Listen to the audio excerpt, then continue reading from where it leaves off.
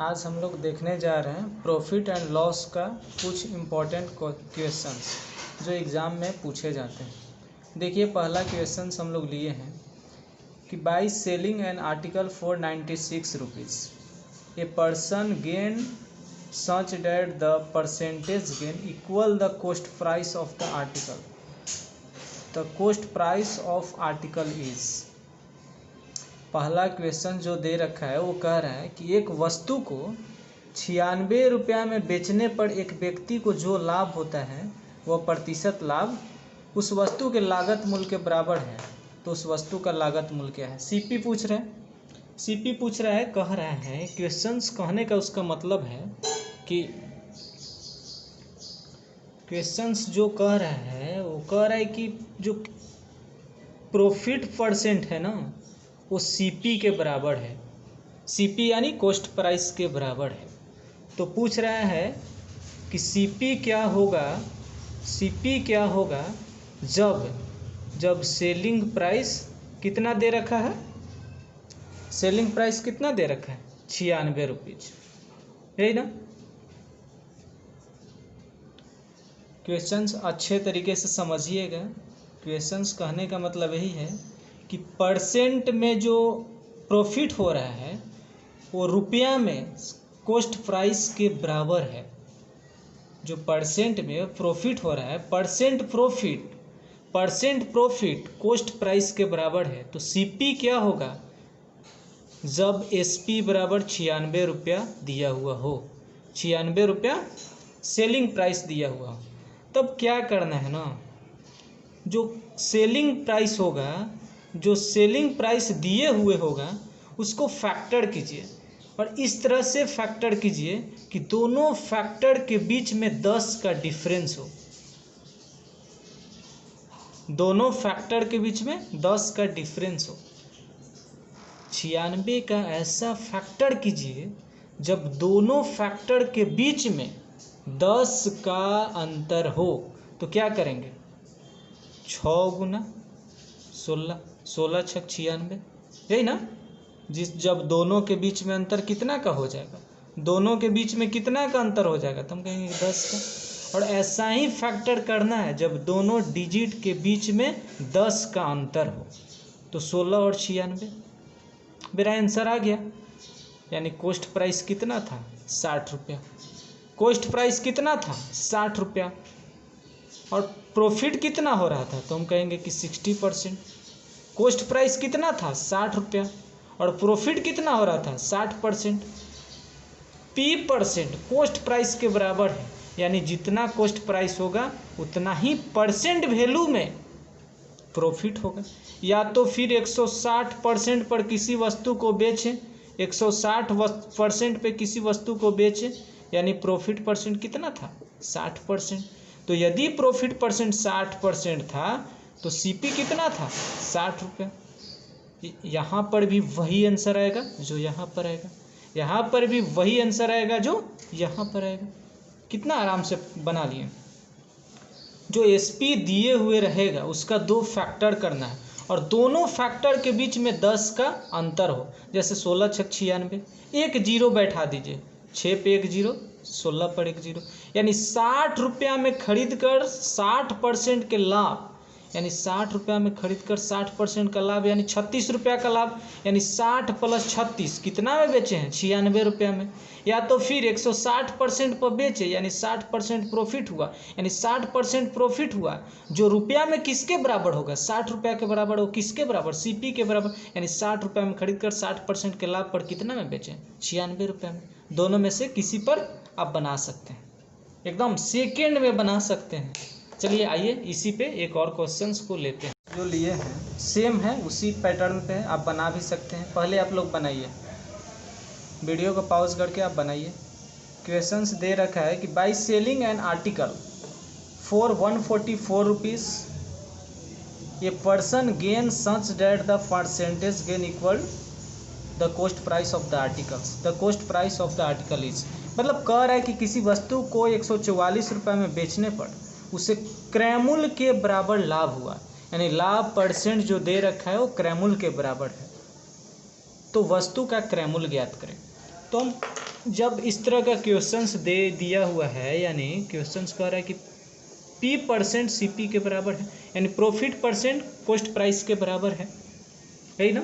और SP कितना दे रखा है 144 रुपया, तो CP पूछ रहा है, CP पूछ रहा है, यही ना, CP पूछ रहा है। तो हम क्या बोले थे पिछले वीडियो में कि जो SP दिए हुए हैं उसका फैक्टर कीजिए। SP दिया हुआ है 144 रुपया, और ऐसा फैक्टर कीजिए, ऐसा दो फैक्टर कीजिए कि दोनों के बीच का अंतर 10 हो, यानी 18 अठे 144, 18 अठे 144, एक एक जीरो बैठा दीजिए अपने मन से, यानी 80 रुपया में खरीद कर 80% के प्रॉफिट के साथ, 80 रुपया में खरीद कर 80% के प्रॉफिट के साथ 144 रुपया में बेचा, यानी क्रैमुल कितना हो गया, क्रैमुल कितना हो गया, तो हम कहेंगे कि 80 रुपया हो गया। चेक कर लीजिए, 80 रुपया में खरीदा, 80% के लाभ पर बेचा, यानी कितना लाभ हुआ, 80 का 80%, यानी 64 रुपया लाभ हुआ, यानी 80 पर 64 लाभ, यानी 80 या 64 प्रॉफिट, तो दोनों मिलाकर के कितना में बेचा, 144 रुपये में, यानी क्रैमुल कितना था 80 रुपया। P% की बात करेगा तो कितना, CP बराबर है किसके, P% के, यानी 80% के लाभ पर बेचा, 80% के लाभ पर बेचा। या तो फिर यहाँ से भी बना सकते कि 180% पर बेचा तो 80% प्रॉफिट हुआ, तो 80% प्रॉफिट किसके बराबर है, CP के, यानी CP कितना हो जाएगा 80 रुपया। दोनों में से किसी पर बनाइएगा सेम आंसर आ जाएगा। आइए देखते हैं अगला क्वेश्चन रखा है। पिछले क्वेश्चंस में था कि CP जो था P% के बराबर है, और यहाँ पे क्या दे रखा है वो खुद से देखिए। दिया है कि by selling an article for 21 rupees a person loss, यहाँ पे लॉस हो रहा है, such that the percentage loss equal the cost price of the article, the cost price of the article is. कह रहा है कि एक वस्तु को 21 रुपये में बेचने पर एक वस्तु को जो हानि होती है वह प्रतिशत हानि उस वस्तु के लागत मूल्य के बराबर है, तो उस वस्तु का लागत मूल्य क्या है, यानी कॉस्ट प्राइस पूछ रहा है। दिया क्या है, क्वेश्चंस दिया है कि लॉस परसेंट जो है वो CP के बराबर है, लॉस परसेंट डिजिट में CP के बराबर है, CP परसेंट में लॉस के बराबर है, और SP दे रखा है कितना 21 रुपीज़, और CP पूछ रहा है, CP बराबर व्हाट। देखिए इस पर क्या करना है ना कि जो SP दिए हुए हैं उसका ऐसा फैक्टर कीजिए, ऐसा दो फैक्टर कीजिए जो दोनों फैक्टर का योगफल 10 के बराबर है। उसमें क्या था कि ऐसा फैक्टर कीजिए जो दोनों फैक्टर के बीच में 10 का अंतर हो, और यहाँ पे ऐसा फैक्टर करना है जब दोनों फैक्टर का योगफल 10 हो, यानी 21 का फैक्टर करेंगे तो 7 तिया 21, 7 3 जा 21। अब देखिए इस तरह का क्वेश्चंस देगा तो या तो और एक एक जीरो बैठा दीजिए, 70 30। हाँ, इस तरह का यदि क्वेश्चंस देगा एग्जाम में तो और करके एग्जाम्पल देगा, या तो 70 और 30, इस तरह से एग्जाम्पल देगा, ऑप्शन देंगे, क्योंकि इसमें दो आंसर होता है। अब देखिए, या तो 70 रुपये में खरीद कर 70% के लॉस पर बेचा, या फिर 30 रुपये में खरीद कर 30% के लॉस पर बेचा।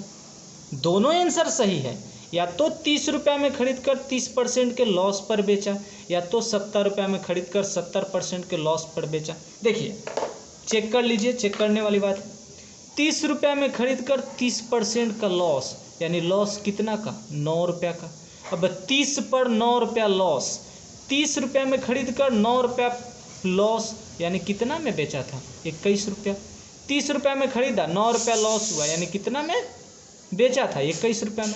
या तो 70 रुपये में खरीद कर 70% का लॉस, यानी 70% का लॉस कहने का मतलब 49 रुपया लॉस। अब 70 पर 49 लॉस, 70 पे 49 लॉस, यानी 70 पे 49 लॉस, यानी कितना में बेचा था, तो 70 माइनस 49 21 रुपीज़।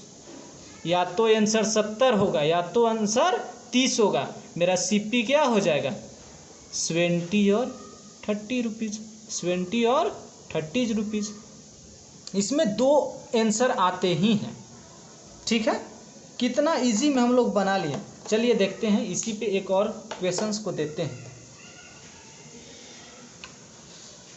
तो दे रखा है वो सेम उसी पैटर्न पे है।